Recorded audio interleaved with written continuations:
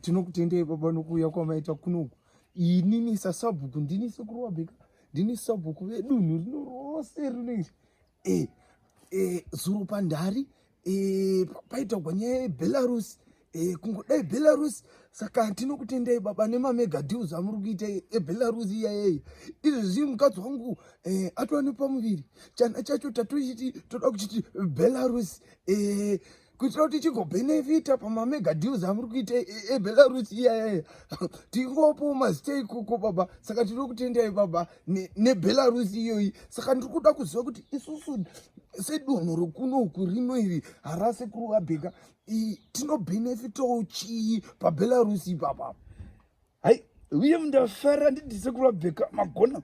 Uye muna mudunhu menyu Belarus haisiya nhasi handiti kuvaka zvimutundu munzerenzere zvamangwana handiti madheals anobhenefita imwe mati mwana chaeBelarus handitika mwana wemwana wake acharya handiti mafuta eBelarus handiti aya mogona imwe very good.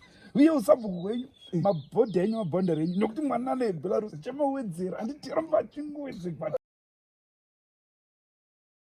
handiti munyika iripo nyika yaJehovha mogona very good.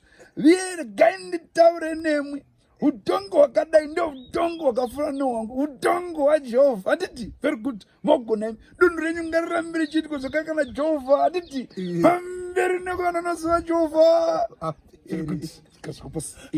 Saka tatenda handiti vamakamera vadzima here.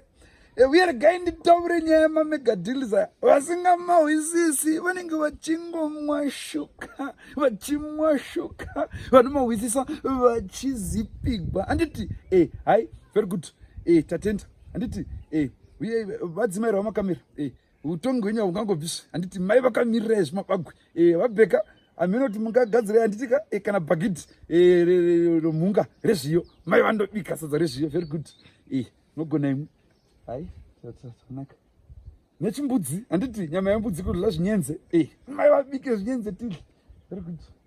Kuchine mindi here kuno